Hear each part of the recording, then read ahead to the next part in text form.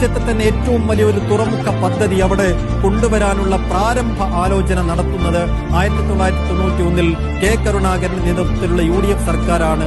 AK Antony സർക്കാർ കുറെ കൂടി മുമ്പോട്ട് പോകുന്നു. ടെൻഡർ വിളിക്കുന്നു.